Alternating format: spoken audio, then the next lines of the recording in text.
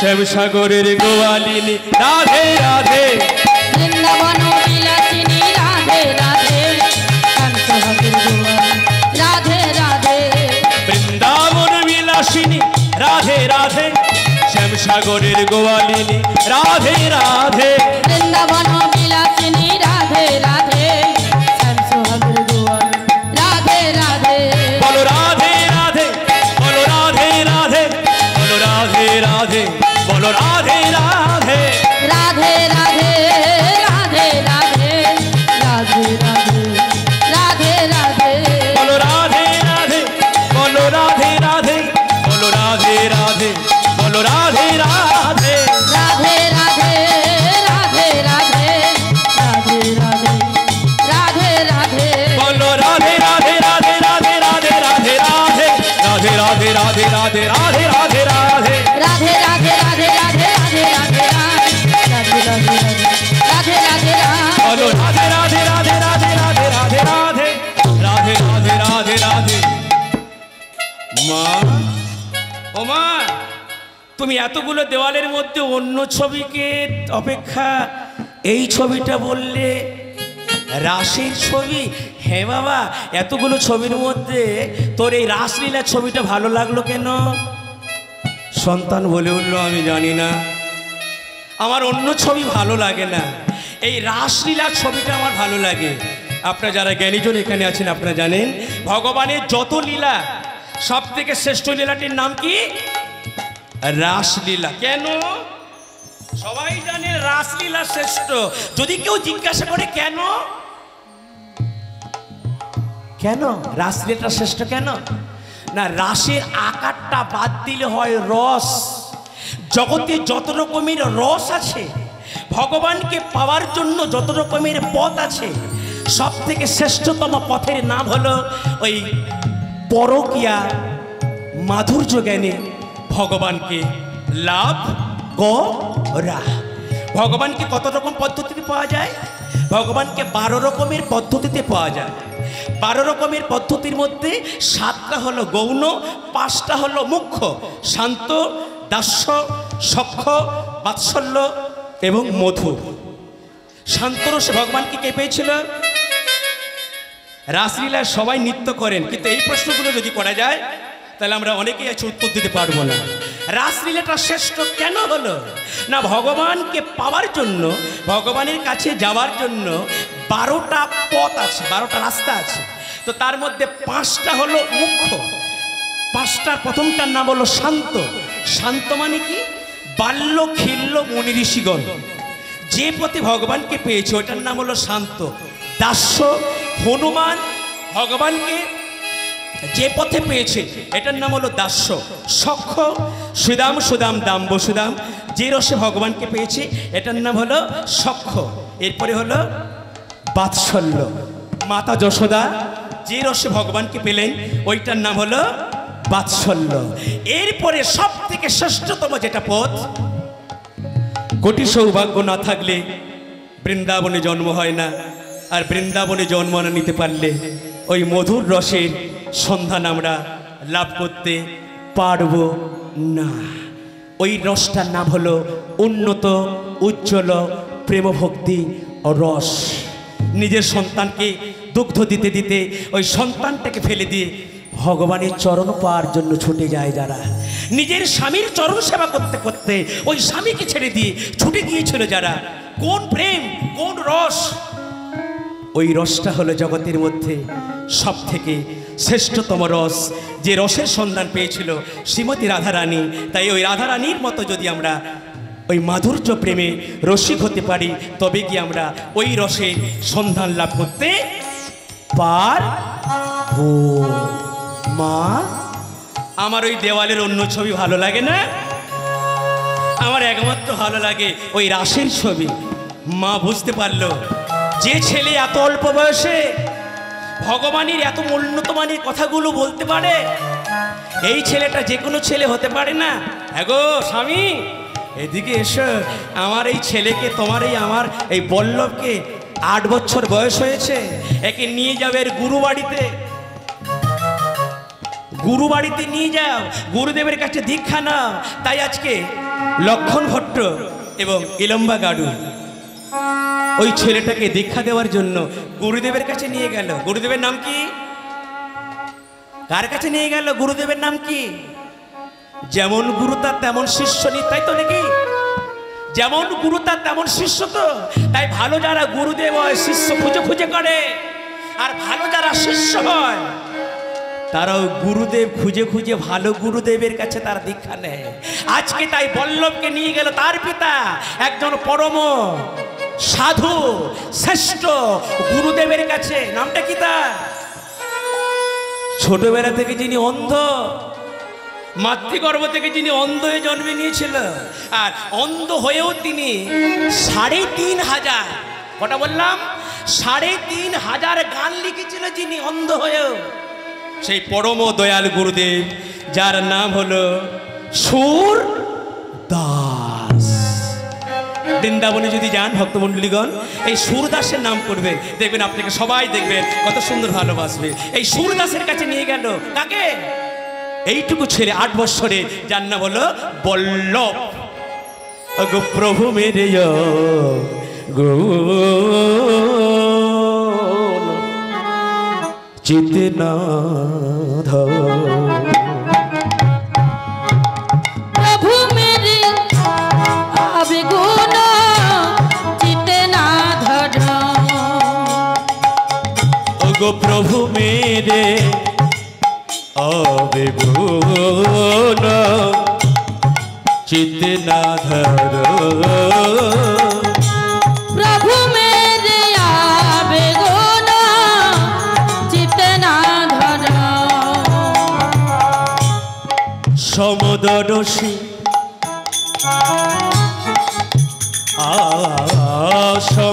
সমদর্শী নাম তেহারি,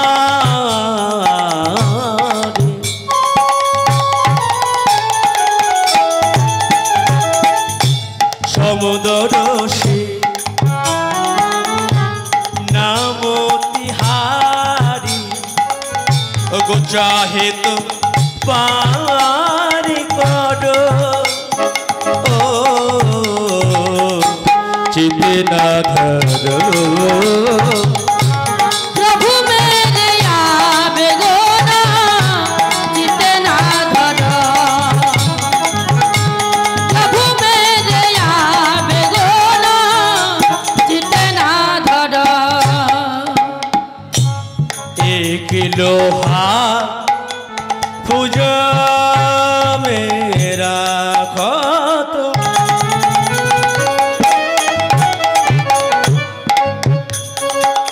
ও গো কি খর বধিতে পাড়,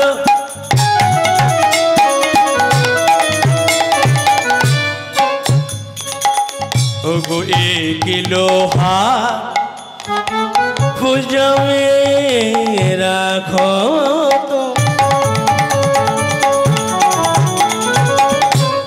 প্রভু কি খর বধিতে পাড়,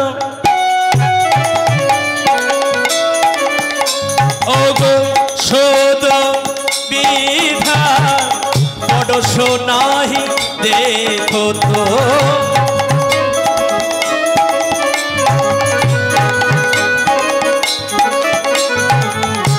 শোধ বিধা পড়শ নাহি দেখো তো, বলকে কাঞ্চন গৌর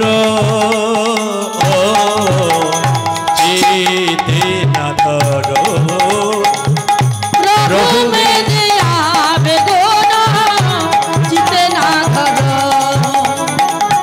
প্রভু মেরে আবেগুন চিতনাধর। এই গানটা অনেকে বুঝতে পারছেন, আবার বুঝতে পারছেন না, আমার দিকে তাকিয়ে আছেন। এই যে গানটা আমি গাইছি, এই গানটা কে গাইছেন বলুন তো? কে গাইছেন? এই যে তার ছোট্ট ছেলেটাকে নিয়ে গেল তার বাবা দীক্ষা দেওয়ার জন্য। কার কাছে? এই যে যিনি ছোটবেলা থেকে অন্ধ হয়ে জন্ম নিল, যিনি ভগবানের জন্য গান লিখলো গো মা। একটা নয়, দুটো নয়, ৩৫০০। আর এই ৩৫০০ গানের মধ্যে যে গানটা আমরা এখন শুনছি, খুব তার মধ্যে একটা খুব নাম করা একটা গান। ওগো প্রভু গো,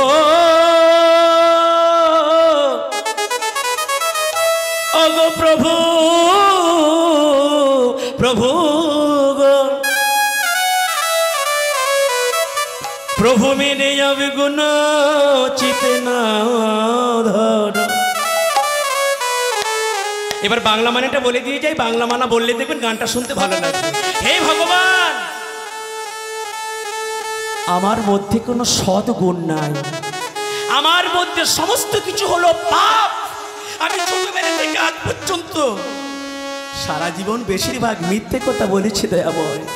সামান্য সুখের জন্য, সামান্য আনন্দের জন্য হে ভগবান আমি তোমার কাছে কত পাপ করেছি। বৃদ্ধকালে আমি বুঝতে পেরেছি দয়াময়, তুমি ছাড়া আর কোনো গতি নাই।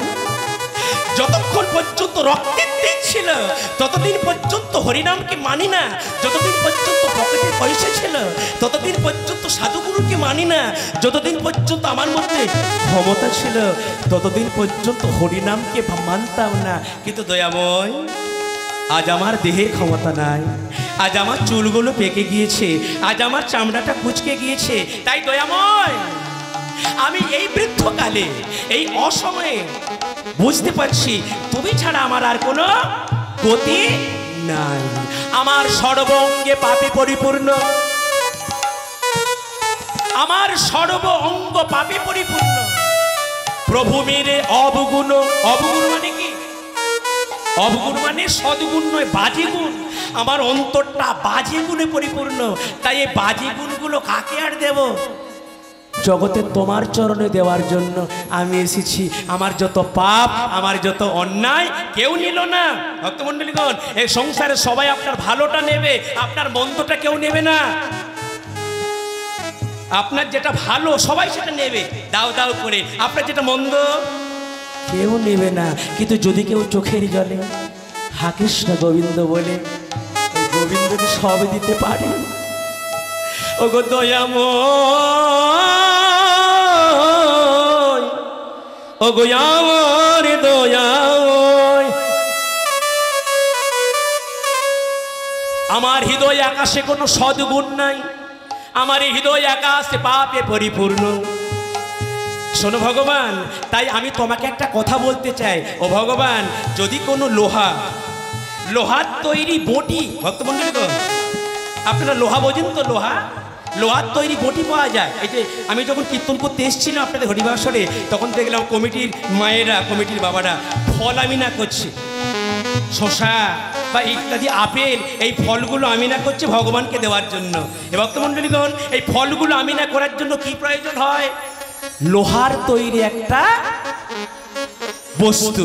সেটা বটি হতে পারে বা সেটা আরো অন্য কিছু হতে পারে। সেটা কি দিয়ে তৈরি? লোহা দিয়ে তৈরি। কিন্তু ওগো ভগবান, কোন মন্দিরে লোহার তৈরি বটি দিয়ে ফল আমিনা করা হয়, কিন্তু কোন বাজারে গিয়ে দেখলে দেখা যায়, কোন বাজারে গিয়ে দেখলে দেখা যায় কি দেখা যায়? ওই বাজারে যারা কসাইখানা মানে যারা মাংস দোকান করেছে, ওই মাংস দোকানে ওই কসাইখানা তিনি ওই লোহার তৈরি ওই ধারালো ওইটাকে দিয়ে তিনি কিন্তু ওই মাংসটাকে তিনি খণ্ড খণ্ড করে কাটেন। তাহলে লোহার তৈরি বটি দিয়ে হলো ভগবানের ফলামিনা, আবার লোহার তৈরি ওই ছুরিটা দিয়ে হলো মাংস দোকানে কসাইখানায় ওইটা। দুইটা কি দিয়ে তৈরি? দুটাই লোহা দিয়ে তৈরি। কিন্তু ওগো ভগবান, ওই দুইটি লোহাকে যদি কোনো দিনের জন্য, যেটা ছিল ঠাকুর ঘরে ওটাকেও নিয়ে এলাম, আর যেটা ছিল মাংস দোকানে ওটাকেও নিয়ে এলাম, তাহলে দুইটা লোহার তৈরি। এবার যদি আমি কোনো পরশ পাথরকে নিয়ে এই ঠাকুর ঘরের লোহার বটি আর কসাইখানার ওই ধারালো ওই ছুরিটা দিয়ে যদি ওই পরশমণিকে পরশমণিকে ছোঁয়া লাগায় ভক্তমণ্ডলীগণ, ওই পরশমণি কি বিচার করবে? তুই মাংস দোকানে ছিলি, তোকে সোনা করবো না। তুই ঠাকুর ঘরে ছিলি, তোকে সোনা করব। পার্থক্যটা বোঝা যাচ্ছে? পরশমণির কাছে কোনো ভালো মন্দ নাই। পরশমণির কাছে যাকেই নিয়ে যাওয়া হবে তাকেই তিনি সোনায় পরিণত করবে। তাই ভগবান, আমি মনে করি হে গোবিন্দ, তোমার ওই রাতুর চরণ হলো আমার কাছে পরশমণির তুল্য। অগো প্রভু মেরে অবিগুণ চিতে না ধর, অগো প্রভু মেরে অবিগুণ চিতে না ধর, অগো সমদরসী, অগো সমদরসী নাম তেহারে, সমদরসী নাম তেহারি, चाहे तो पार करो चिते न धरो, प्रभु मेरे आवेगुण चिते ना धरो, प्रभु मेरे आवेगुण चिते ना धरो। प्रभु गो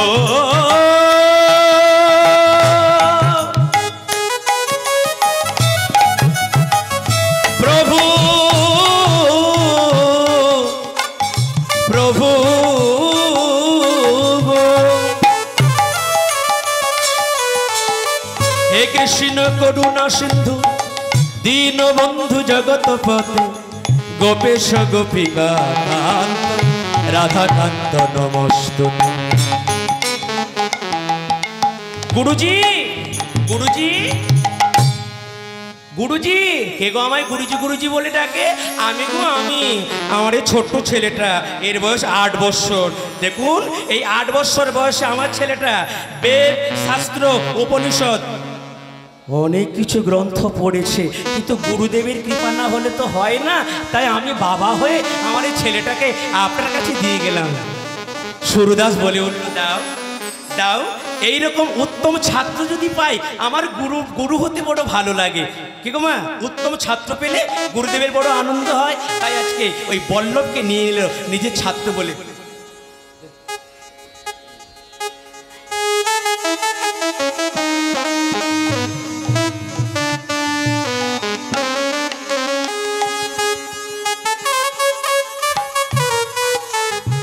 রাধেশ্যাম, তাহলে 8 বছর বয়সে কি হয়ে গেল? দীক্ষা হয়ে গেল। এবার দীক্ষা হওয়ার পরে দেখতে দেখতে ছেলেটার বয়স হয়ে গেল 11 বছর। তাহলে বল্লভের বয়স কত হলো? 11 বছর। এবার 11 বছর বয়সে বাবাকে বলে উঠল, বাবা আমি আমার গুরুদেবের কাছে গিয়ে যত আমাদের হিন্দু ধর্মের গ্রন্থগুলো আছে, বাবা তুমি আমাকে কোথা থেকে প্রশ্ন করবে বলো, আমি সমস্ত প্রশ্নের উত্তরগুলো বলে দিতে পারবো। ওই লম্বা হিলম্বা, এদিকে এসো, দেখো তোমার পুত্রের কাণ্ড দেখো।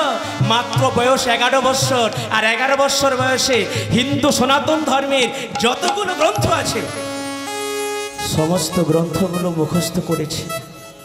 আহা ঠাকুর, ও ঠাকুর, এতদিন পরে আমার মানতে বাধ্য হচ্ছে, আমি আমার পূর্বপুরুষ 100টা সমযজ্ঞ করেছিল, আর সমযজ্ঞ করার দরুন সেই পুণ্য ফলে ভগবানের অংশবতার রূপে এই বল্লভ নামক এই ছেলেটাকে তুমি আমাদের বংশে দিয়েছ। ধন্য ভগবান, ভগবান তোমার ধন্য, ভগবান তোমার জয় হোক। কিন্তু 11 বছর পরে হঠাৎ করে একদিন চিরদিনের মতো ওই বল্লভের পিতা লক্ষণ ভট্ট ইহলীলা ত্যাগ করে তিনি চলে গেল পরপারে। বাবা বাবা, তুমি মাত্র আমার 11 বছর বয়সে তুমি আমায় ছেড়ে চলে গেলে। ওরে ওরে পুত্র, আমি তোর মা। ওরে পুত্র, আমি তোর মা। আমি বাঁচবো তোকে নিয়ে। আজ থেকে আমরা মা ছেলে, আমরা নতুন সংসার করব। ওরে পুত্র, তোর বাবার বড় সাধ ছিল, তুই একদিন ভারতবর্ষের মধ্যে শ্রেষ্ঠ পণ্ডিত হবে, কিন্তু তোর বাবা দেখে যেতে পারলো না রে বাবা। তাই আজকে আমার ইচ্ছে, বল তুই কি করবি? পুত্র বলে উঠল, মা আমার বাবা চলে গিয়েছে, তাতে কোনো ক্ষতি নাই। এসো মা, আজকে আমি তোমাকে সঙ্গে করে নিই ভারতবর্ষের যত তীর্থগুলো আছে প্রত্যেকটা তীর্থে তীর্থে নিয়ে গিয়ে মাগো আমি তোমাকে পুণ্য করব করাবো। ইলম্বা বলে উঠল, ভগবান প্রত্যেক মাতা পিতা এই আশা করে যখন তার দেহটা চলবে না, যখন একটু বয়স হয়ে যাবে, তখন যেন ভারতবর্ষের যে তীর্থগুলো আছে ওই তীর্থগুলোকে যেন সন্তান পাঠানোর কোনো ব্যবস্থা করে।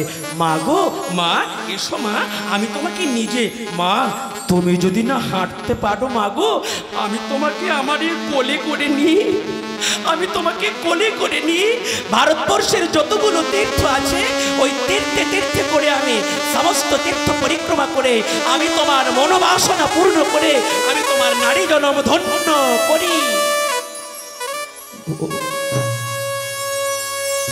হে ভগবান, আজকে আমি মা হয়ে ধন্য। আমার এই ছেলেটা দেখো কত সুন্দর কথাগুলো বলছে। চল বাবা চল, তোর বাবা তো নাই, আজ আমার বলতে তুই হলে আমার একমাত্র আপনজন। তাই চল বলল, তোকে আজকে সঙ্গে করিনি। ভারতবর্ষে যতগুলো তীর্থ আছে এই তীর্থগুলো যাই। ভক্তমণ্ডলীগণ ওই তীর্থে যেতে যেতে যেতে যেতে বলে উঠল, মা মামা বাড়িতে একটু যাবে কি? কেন যাবো না, চল তোর সঙ্গে একটু তোর মামা বাড়ি যাই। তাই আজকে ভক্তমণ্ডলীগণ ওই ছেলেটা তার মায়ের সঙ্গে চলে গেল কোথায়? বল্লভ চলে গেল তার মামা বাড়িতে। মামা বাড়িটা কোথায়? লীলার প্রথমে বলেছিলাম ওই মামা বাড়ি কোথায়? বিজয়নগরে ওই বল্লভে মামা বাড়ি। কিন্তু ভক্তমণ্ডলীগণ ওই মায়ের সঙ্গে মামা বাড়ি যেতে যেতে দেখা গেল একটা সুন্দর জমিদারের পরিবার। ওই জমিদারের নাম হলো কৃষ্ণানন্দ। ওই কৃষ্ণানন্দের জমিদারে ওখানে দেখা গেল অনেক লোকের ভিড়। হ্যাঁ গো, এটা কার বাড়ি গো? বলছে এটা আমাদের রাজা জমিদার কৃষ্ণানন্দের বাড়ি। আচ্ছা জমিদারের বাড়িতে তো লোক কেন?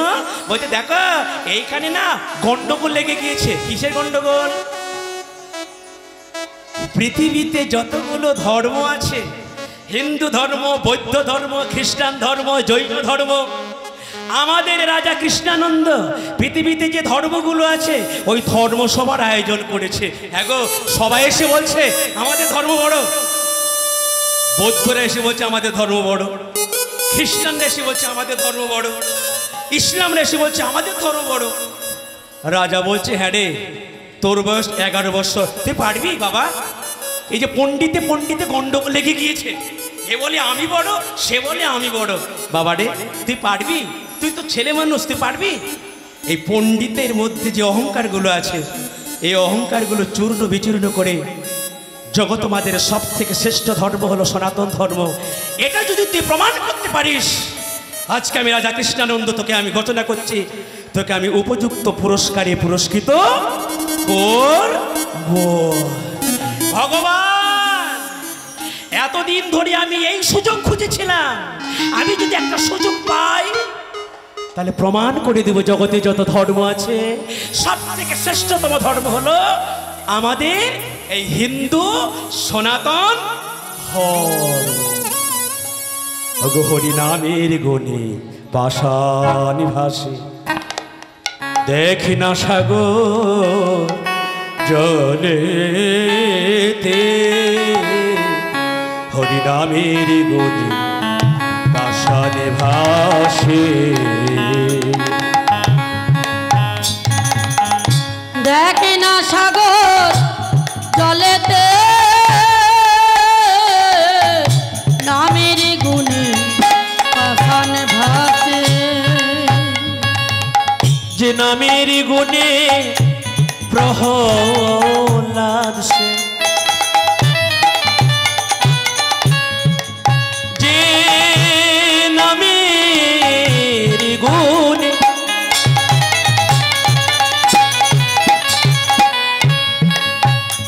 যে নামের গুণে প্রহ্লাদ সে মরল না বিষ পানেতে, নামের গুণে আসান ভাসে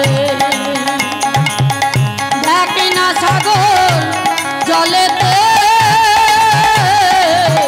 নামের গুণে আসান ভাসে ও তার প্রমাণে দেখো না সে যে ভক্ত শোধন না ওই তপ্ত তৈলে বসে করে হরি নামের সাধনা ও তার প্রমাণে দেখো না ভক্ত শোধন না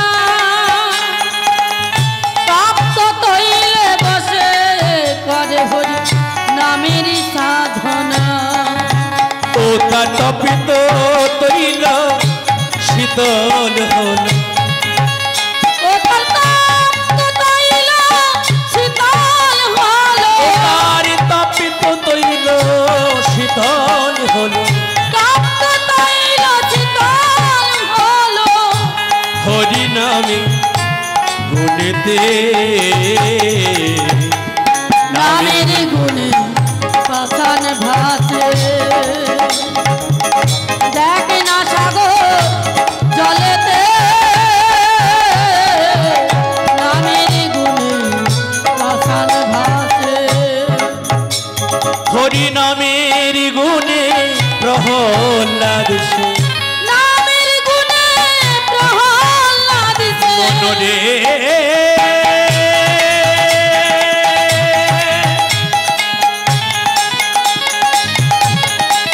পাগলে মনমার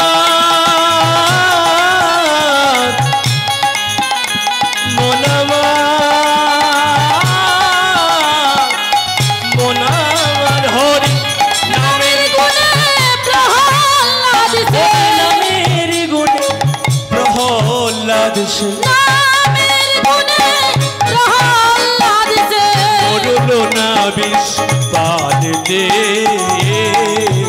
হরি নামের গুণে নিতাই গৌর হরি হরি দেখ না সাগর জলেতে নামের গুণে আসান ভাসে দেখ না সাগর জলেতে নামের গুণে আসান ভাসে ভক্তমণ্ডলীগণ এই গানটা শুনলেন, অনেকে আবার শুনলেন, আবার অনেকে অন্যদিকে তাকালেন, দেখতে পাচ্ছি তো আমি। তাহলে ওইটুকু ছেলেটা প্রমাণ করলো রাজা কৃষ্ণানন্দের কাছে। কি প্রমাণ করলো? রাজা, পৃথিবীতে যত ধর্ম আছে দেখুন, আমার বেদ শাস্ত্র উপনিষদ পুরাণ গ্রন্থ সব আমার এই কণ্ঠের মধ্যে আছে। কোন পণ্ডিত এসে আমার সঙ্গে তর্ক করবে? আসুক। তাই কোনো পণ্ডিত আজকে দেখতে পারলো না। ওইটুকু 11 বছর ছেলেটার কাছে সবাই মানতে বাধ্য হলো। পৃথিবীর মধ্যে সব থেকে শ্রেষ্ঠ এবং আদি ধর্মের নাম হলো সনাতন ধর্ম। ওমা রাজা কৃষ্ণানন্দের মনে আর আনন্দ থামে কি? রাজা কৃষ্ণানন্দ গলায় পরা ছিল একটা সুন্দর মহামূল্যবান একটি সুন্দর মুক্তার মালা। এই এদিকে আয়, এদিকে আয় বাবা, এদিকে আয়। তোর নাম কি? জমিদার, আমার বাড়ি হলো অন্ধ্রপ্রদেশের ওই কৃষ্ণা নদীর ধারে। আমার বাড়ি হলো কঙ্কনবাড়। আমার বাবা কিছুদিন আগে পরলোক গমন করেছে।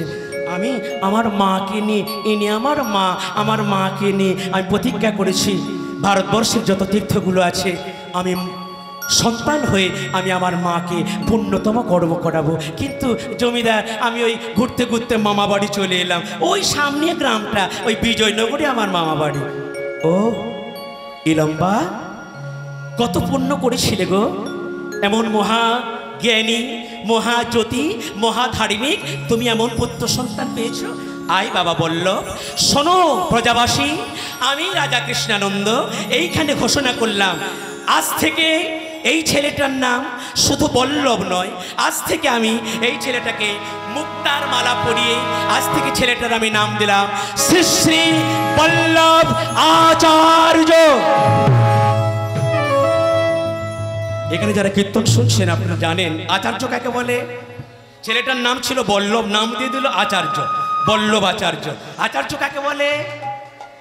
মন দিয়ে শুনুন, আচার্য কাকে বলে? সবাই হতে পারে না। কেউ করে আচার, না করে প্রচার। কেউ করে প্রচার, না করে আচার। আচার প্রচার নামে করো দুই কার্য। তুমি জগতের গুরু, তুমি জগতের আচার্য।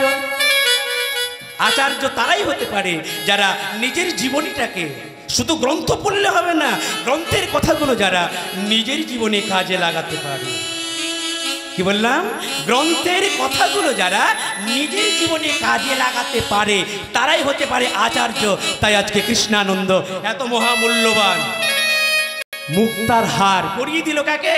ওই বল্লভাচার্যকে। মা, ও মা, ওই রাজাকে বলো আমার এই মহামূল্যবান মুক্তার হার প্রয়োজন নাই। বাবারে, এই হারটার মূল্য অনেক না মা, এই মুক্তার হারের আমার প্রয়োজন নাই। বল তুই কি নিবি? জমিদার বলল, বল বাবা বল্লভাচার্য, তোর কর্মে আজকে সন্তুষ্ট হয়েছি, তুই আমার কাছে যাহা চাইবি আমি তোরে দেব। ছেলেটা বললো কি জানি, ওইটুকু ছেলেটা বললো কি জানি, রাজা যদি তুমি আমায় কিছু দিতে চাও, সোনা দানা মানিমণিক দেওয়া অপেক্ষা তুমি আমাকে দাও। কি দেবে? তুমি আমাকে দাও সকল প্রজাবাসী এবং আমার থেকে যারা বয়সে বড় সকলের কাছে যেন আমি পূর্ণ আশীর্বাদ নিতে পারি। হে প্রজাবাসীগণ, আপনারা সবাই মিলে আমাকে আশীর্বাদ করুন। আমি আরো যখন বড় হব, আরো যত বড় হব, আমি যেন ভারতবর্ষ নয় পৃথিবীর মধ্যে একটা যেন আমি ভালো জায়গা করতে পারি আমাদের এই হিন্দু সনাতন ধর্মে। জমিদার বলল, না বাবা, আশীর্বাদ তো তুই পেয়ে গিয়েছিস, তো তুই বল না বাবা। ঠিক আছে জমিদার, আপনি যখন দিতে চাচ্ছেন আপনি আমাকে গুনে গুনে 1 2 3 4 করে 7টি সোনার মোহর দিন। হ্যাঁ রে, তুই 5টা চাইলি না, 3টা চাইলি না, তুই 7টা সোনার মোহর চাইলি কেন? হ্যাঁ, এই 7টা সোনার মোহর নিয়ে আমি কি করব? কি করবো জানেন? আমি আমার মাকে মামা বাড়িতে রেখে দিই, এই পৃথিবীতে যে ধর্মক্ষেত্রগুলো আছে আমি যাব। আর কি করব? যে মন্দিরের কারুকার্য বাকি আছে, যে মন্দিরের চূড়াটা তৈরি হতে বাকি আছে, যে মন্দিরে রং হতে বাকি আছে, যে মন্দিরের হয়তো ছাদটা দিতে বাকি আছে, আমি এই সোনার মোহরগুলো নিয়ে এই হিন্দু মন্দিরগুলোতে ওই আপনার সোনার মোহরগুলো আমি দান করব। এবার কথা একটা বলে দিয়ে যাই, আমি প্রায় 3-4 বছর ধরে হরিবাসরে আসছি। আমি আজকে দেখে খুব আনন্দ পেয়েছি। আপনাদের এই যেখানটা কীর্তন হয় এই জায়গাটা মোটামুটি ছাদ ঢালাই দিয়ে সুন্দর একটা মন্দির করেছেন। আমি এটা দেখে আজকে খুব আপ্লুত হয়েছি। ভগবানের কাছে কামনা করি কমিটিবৃন্দরা যারা এত চাঁদা আদায় করে এত কায়িক পরিশ্রম দিয়ে আপনারা এত সুন্দর হরিবাসর তৈরি করেছেন, সুন্দর একটা মানে ক্ষেত্র তৈরি করেছেন হরিনাম শোনার জন্য, তাই তো? এখানে এলেই আমাদের হরিনামের কথা মনে হয়। আমি যখন প্রথম বছর এখানে আসি কেবলমাত্র একটা উঁচু মাটি তৈরি করা ছিল, এটা আমার মনে আছে। সেই ছেলেটাই আমি আবার যখন প্রতি বছর আসি, এবছর এসে দেখলাম এই জায়গাটা থেকে খুব ভালো লেগেছে। গত বছরের থেকে এবছর প্যান্ডেল ভালো, এবছরের সমস্ত কিছু ভালো। কামনা করি যত দিন যাবে তত আপনারা আরও ভালো দিকে এগিয়ে নিয়ে যাবেন, তত আপনারা ধর্মকে ভালো করে ভালোবাসবেন। আর একটা কথা, আজকের আমি সময় বেশি দিতে পারবো না, কারণ আজকে রামনবমী, তো আজকে আরেক জায়গায় আমাকে লীলা কীর্তন গাইতে যেতে হবে। সেটা এখান থেকে প্রায় অনেকটা, প্রায় 200 কিলোমিটার দূরে আমার আরেক জায়গায় হরিবাসর আছে। তাই আমাকে কমিটি থেকে সময় দেওয়া হয়েছিল 8টা থেকে 12টা। আমি আর বেশিক্ষণ আপনাদের কাছে আমি সেবা দিতে পারবো না, আমি আগে থেকে ক্ষমা স্বীকার করে নিচ্ছি। তাই এখন আমি বন্ধ করছি না, চালিয়ে যাচ্ছি, অসুবিধা নেই। হরে কৃষ্ণ, হরি বল। তাই আজকে তাহলে ছেলেটা মামা বাড়িতে রেখে দিয়ে কোথায় চলে গেল? যতগুলো তীর্থ আছে ওই তীর্থগুলো পরিক্রমা করতে চলে গেল।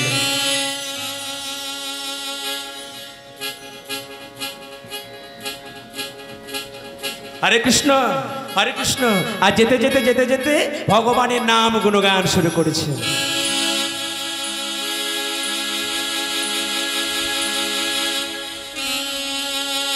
ললিতা রে, বিশাখা রে,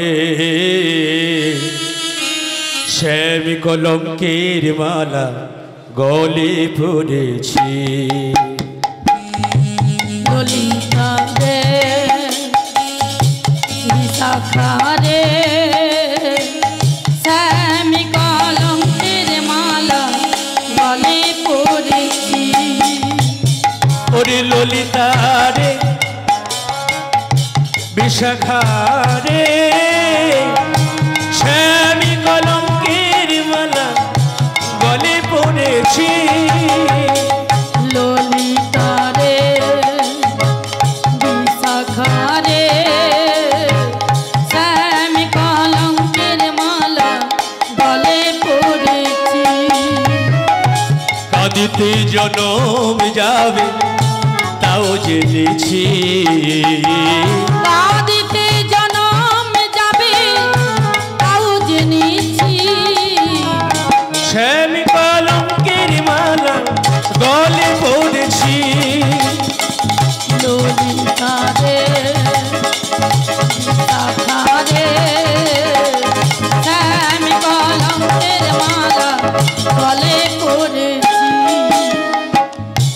এ ছাড়ি গৃহেতে আমি আরো নাহি রব যেথায় আমার কৃষ্ণ আছে ওগো সেথায় চলে যাব এ ছাড় গৃহেতে আমি আর নাহি রব যেথায় আমার কৃষ্ণ আছে সেথায় চলে যাব ওগো এ ছাড়ি গৃহেতে আমি আরো নাহি রব যেথায় আমার কৃষ্ণ আছে সেথায় চলে যাব কৃষ্ণ কৃষ্ণ বলে আমি পাগল হয়েছি কৃষ্ণ কৃষ্ণ বলে আমি পাগল হয়েছি শ্যাম কলঙ্কের মালা গলে পড়েছি ললিতা রে বিশাখা রে শ্যাম কলঙ্কের মালা গলে পড়েছি কৃষ্ণ ভজনের তরে এই পৃথিবীতে আশা অন্তরে জাগে শুধু কৃষ্ণ ভালোবাসা কৃষ্ণ ভজনের তরে পৃথিবীতে আশা অন্তরে জাগে শুধু কৃষ্ণ ভালোবাসা ওগো যার লাগি বিনা সুতায় মালা গেথেছি যার লাগবি না সুতায় মালা গেথেছি শ্যাম কলঙ্কের মালা গলে পড়েছি ললিতা রে বিশাখা রে শ্যাম কলঙ্কের মালা গলে পড়েছি ওগো শ্যাম কলঙ্কের মালা গলে পড়েছি শ্যাম কলঙ্কের মালা গলে পড়েছি ভক্তমন্ডলীগণ তাহলে 7টা সোনার মোহর নিয়ে ছেলেটা গেল কই লীলার মধ্যে তো বলা হলো না ওই 7টা সোনার মোহর নিয়ে চলে গেল ভারতবর্ষের একটা তীর্থে জায়গাটার নাম হলো পুণ্ডরিক আর ওখানে গিয়ে দেখলো একজন ভগবান দাঁড়িয়ে আছেন ওই ভগবান এমন করে দাঁড়িয়েছেন ওই ভগবানের নাম কি ওই ভগবানের নাম হলো বিট্ঠলনাথ ভক্তমন্ডলীগণ মাঝে মাঝে একটু দক্ষিণ ভারত উত্তর ভারতে বেড়াতে যাবেন যে কথাগুলো বলছে এগুলো সত্য না মিথ্যে গেলে বুঝতে পারবেন তাহলে একটা জায়গা আছে জায়গাটার নাম হলো বিট্ঠলনাথ যে সেখানে থাকে বিট অটল বিট মানে হলো ইট ইটটা হলো অটল ওই বিট্টর নাম হলো কেন ওই ভগবানের কেন হলো না একজন ভক্ত তার পিতা মাতার চরণ সেবা করেছিল তার গুরুদেবের চরণ সেবা করেছিল আর ভগবান ওইখান থেকে নেমে এলো বললো দেখো ভক্ত আমি না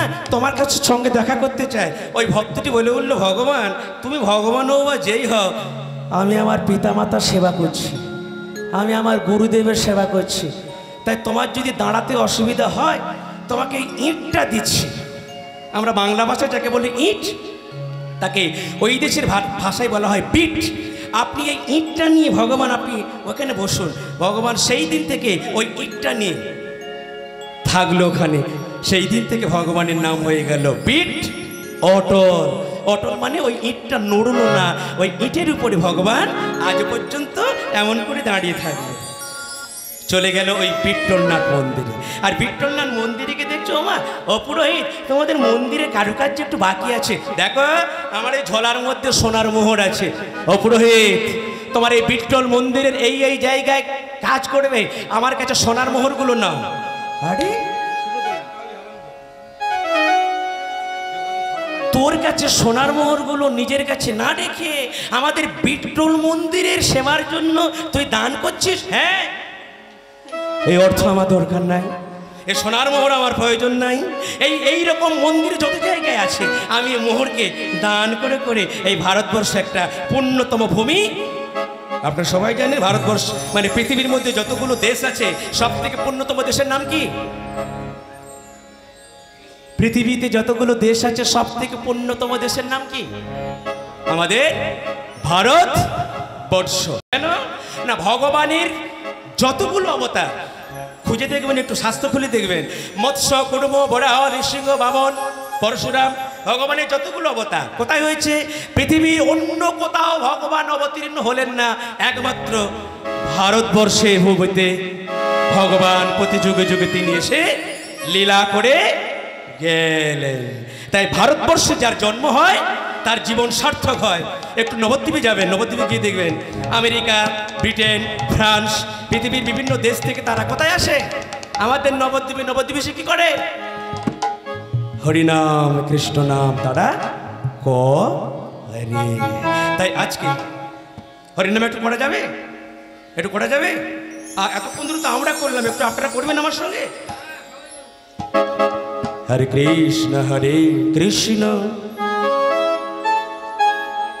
কৃষ্ণ কৃষ্ণ হরে হরে, হরে রাম রাম রাম হরে হরে, হরে কৃষ্ণ কৃষ্ণ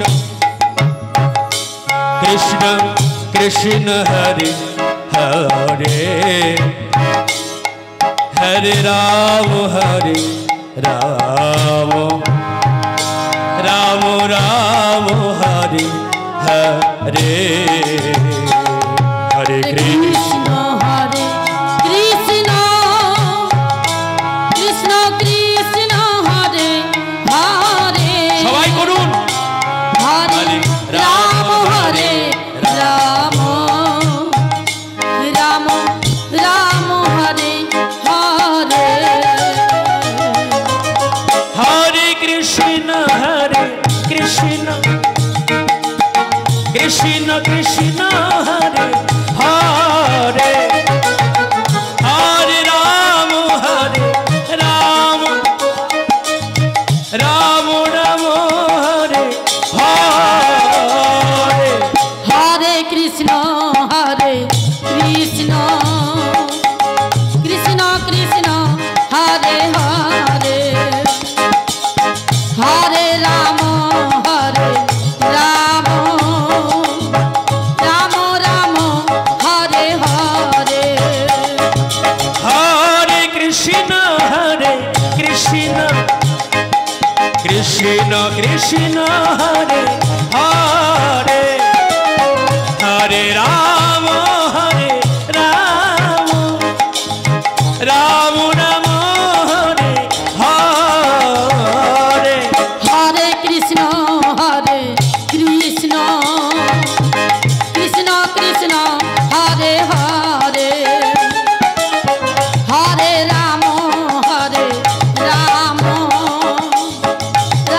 রাম হরে হরে, হরে কৃষ্ণ কৃষ্ণ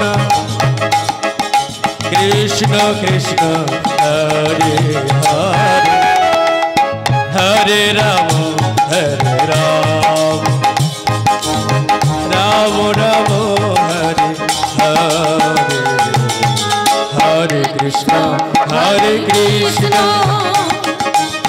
কৃষ্ণ কৃষ্ণ হরে হরে, হরে রাম রাম রাম রাম হরে হরে,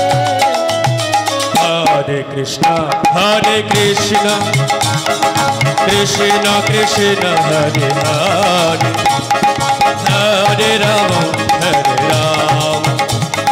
রাম রাম হরে হরে, হরে কৃষ্ণ কৃষ্ণ কৃষ্ণ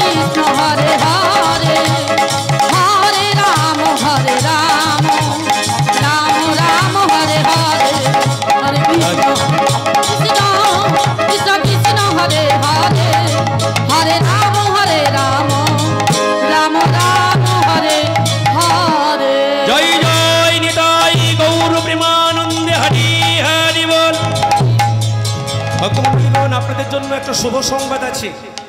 যারা এত কষ্ট করে এতক্ষণ ধরে লীলা কীর্তন শুনছেন, আপনাদের সকলকে বসিয়ে খিচুড়ি প্রসাদ সেবা দেওয়া হবে।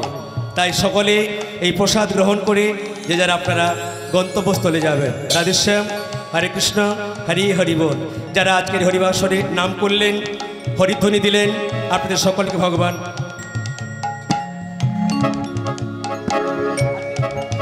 সকলকে মঙ্গল করুক, এইটুকু আশীর্বাদ নেই। আজকে আমরা লীলা প্রায় শেষের দিকে চলে এসেছি। ভক্তমণ্ডলীগণ, তাহলে ওই বিট্টলনাথকে কি দিল? সোনার মোহরগুলো দিল। ওই বিট্টলনাথ বলে উঠল, হে বল্লভাচার্য। কে? কি গো, আমার নাম ধরে ডাকে কে? তুমি আমায় দেখতে পাবে না, আমি হলাম এই মন্দিরের ভগবান বিট্টলজি। বিট্টলজি? ও বিট্টলজি, তুমি কথা বলছো আমার সঙ্গে? আমি তোমাকে অনেকগুলো সোনার মোহর দান করলাম তোমার এই মন্দিরটা সংশোধন করার জন্য। বিট্টলজি বলে উঠল, শোনো বল্লভাচার্য, বাড়িতে যাও।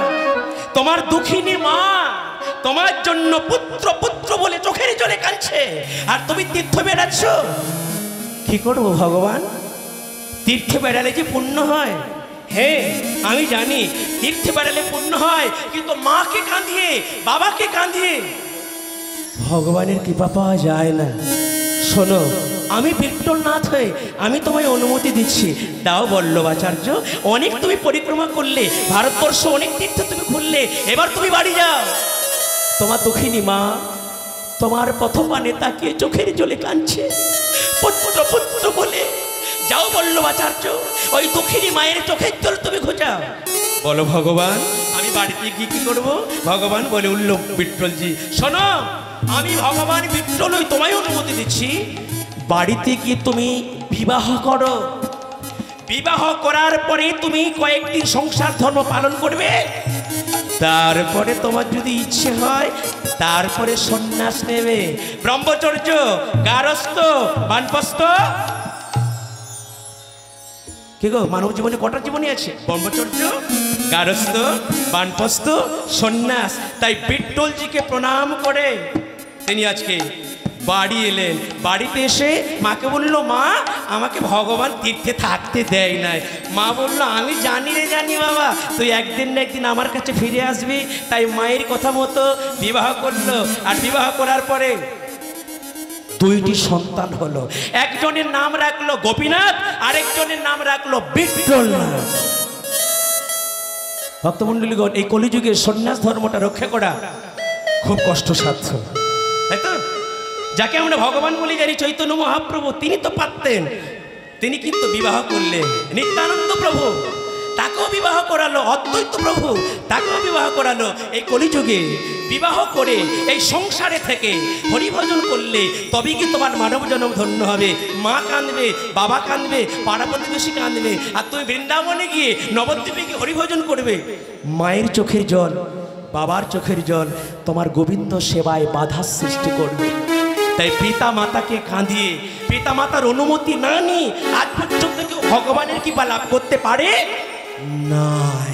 তাই আজকে ওই বিট্টলনাথের অনুমতি নিয়ে তিনি বিবাহ করলো। বিবাহ করার পরে দুইটি সন্তান হলো। আর এই তার সংসারটা কিসের হলো? কৃষ্ণের সংসার।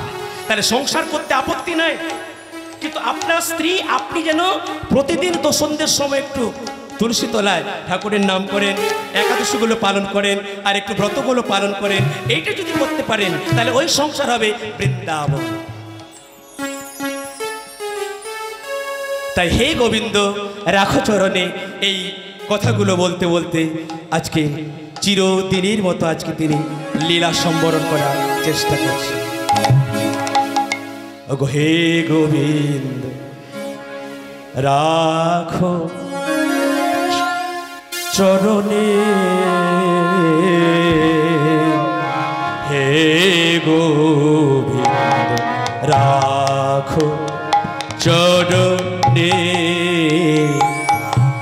আমি তব চরণে শরণাগত, আমি তব চরণে শরণাগত, আশ্রয় দাও আশ্রিত চরণে রাখো চরণে হে গোবিন্দ রাখো চরণে মুরা তব চরণে শরণাগত মুরা তব চরণে শরণাগত আশ্রয় দাও আশ্রিত জনে রাখো চরণে হে গোবিন্দ রাখো চরণে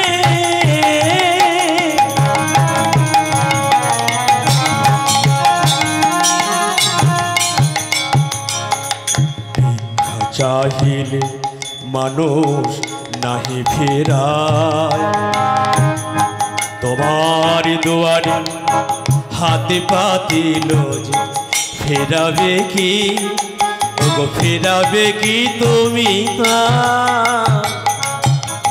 ভিক্ষা চাহিলে মানুষ নাহি ফেরা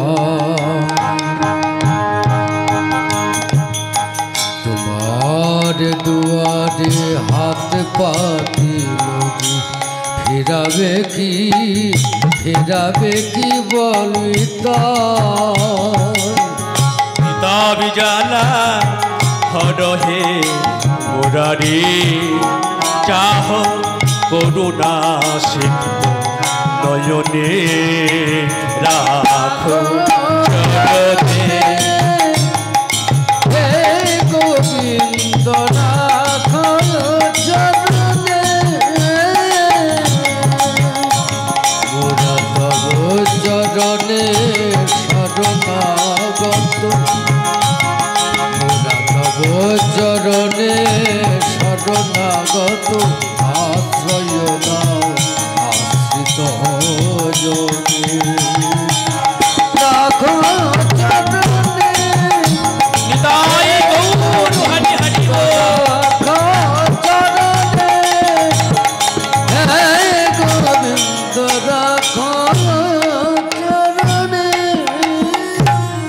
দেখিতে দেখিতে বয়স হয়ে গেল বল্লভাচার্যের 52 বৎসর। কত বয়স হলো? 52 বৎসর। আর দেখতে দেখতে সংসারকে বলল, দেখো আমি এখন সন্ন্যাস ধর্ম গ্রহণ করব। দেখো তোমরা পুত্রগণ, একজনের নাম গোপীনাথ আর একজনের নাম বিট্টলনাথ, তোমরা 2 জন পুত্র, তোমার মাকে দেখো, আমাকে তোমরা অনুমতি দাও। তাই বল্লভাচার্য সংসারের কাছ থেকে অনুমতি নিয়ে চলে গেল ওই গঙ্গা তীরে। আর গঙ্গা তীরে গিয়ে আষাঢ় মাসে উল্টো রথ যেদিন হয়, ওই উল্টো রথের দিন তিনি চলে গেল গঙ্গা স্নান করতে। ওই ভোরের বেলায় গঙ্গা স্নান করতে গিয়ে ওই গঙ্গার জলে দাঁড়িয়ে তিনি তার চিরদিনের মতো আত্মা এই গঙ্গার জলে তিনি ত্যাগ করলেন। আর এই গঙ্গার জল থেকে ধীরে ধীরে করে ওই আত্মা আস্তে আস্তে করে ওই গোবিন্দচরণ লাভ করে ওখানে তার চিরসমাপ্ত করলো। এবারে অনেকে প্রশ্ন করবেন, মুকুন্দবাবু আপনি এতক্ষণ ধরে বল্লভাচার্যের জীবনী করলেন, কিন্তু তিনি আমাদেরকে কি দিয়ে গেল? আমাদেরকে কি দিয়ে গেল? ভক্তমণ্ডলীগণ, এই যে কোনো দোকানে গেলে আপনারা রসগোল্লা কিনতে পান তো নাকি? রসগোল্লা কিনতে পান তো, রসগোল্লার যদি নিচের অংশটা একটু নিয়ে মুখে দিয়ে ওটা কেমন লাগবে? মিষ্টি। রসগোল্লার উপরের অংশটা মুখে দিলে কেমন লাগবে? মিষ্টি। এ কথাটা কেন বললাম? জগতের মধ্যে ওই একজনই ব্যক্তি যার নাম বল্লভাচার্য, তিনি সৃষ্টি করলেন একটা নতুন পথ।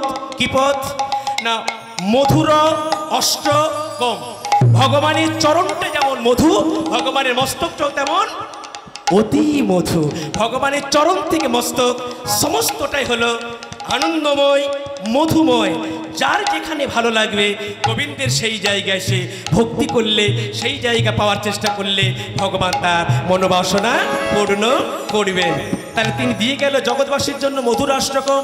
আর কি দিয়ে গেল না? যারা হিন্দু ধর্ম মানেন তারা জানেন, আমাদের প্রত্যেকের বাড়িতে যেমন মহাভারত আছে, প্রত্যেকের বাড়িতে ভাগবত গ্রন্থ আছে। এই ভাগবত গ্রন্থের নিচে দিকে লেখা আছে টিকা। ভাগবত গ্রন্থের টিকা লেখা আছে। ওই টিকাটা কে লিখলো? শুভধ্বনি টিকা।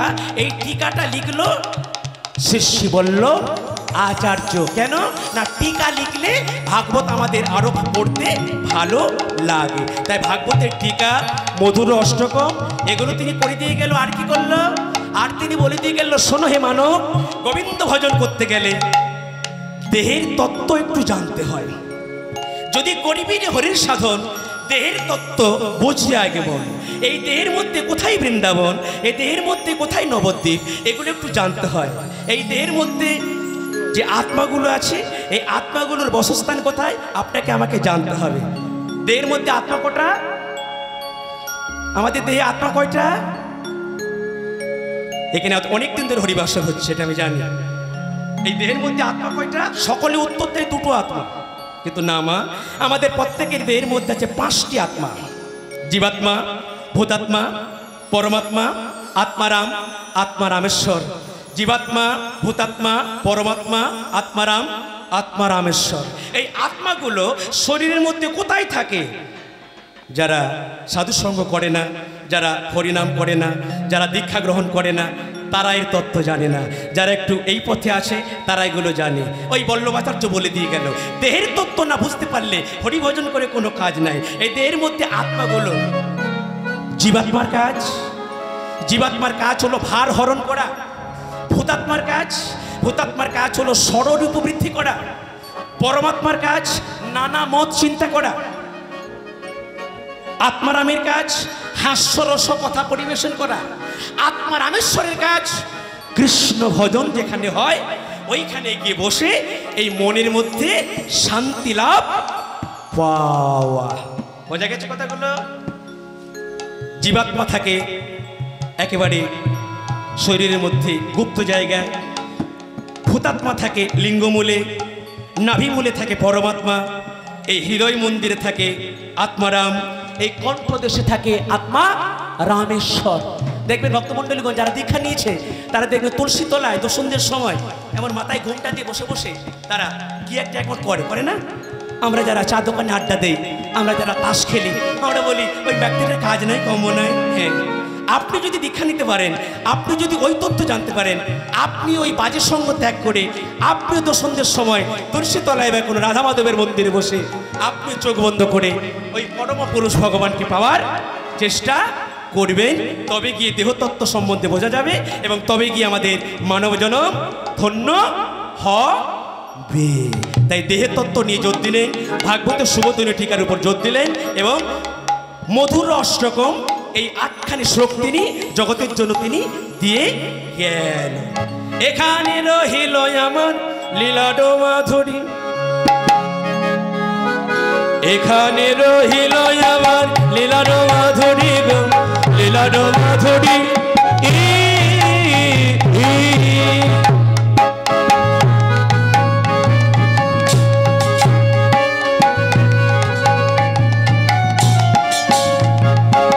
এখানে রহিল আমার লীলার মাধুরী গো, লীলার মাধুরী। এখানে রহিল মোদের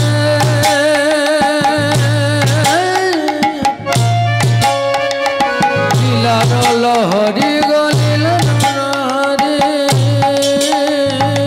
আনবদনে সবে মিলে,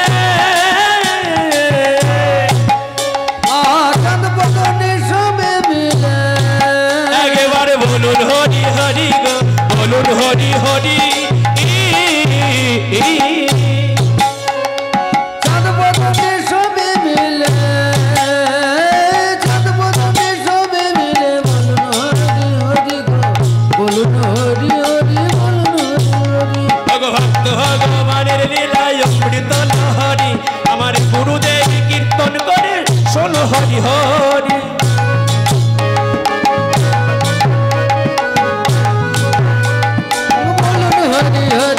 হরি হরি হরি হরি হরি হরি হরি হরি হরি হরি হরি হরি হরি হরি হরি বলো হরি হরি হরি হরি হরি হরি হরি হরি বল হরি বল হরি বল হরি বল হরি বল হরি বল হরি বল।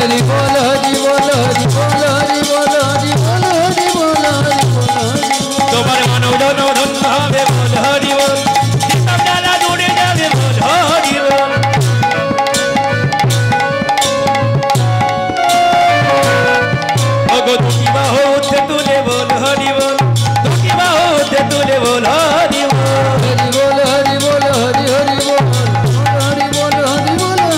নিতাই গৌর হরি বল, নিতাই গৌর হরি বল, হরি বল নিতাই গৌর হরি বল। হরি বল হরি বল হরি বল হরি বল হরি বল হরি বল। হরি বল হরি হরি বল। এতক্ষণ ধরে যে কীর্তনটি হলো ডিজে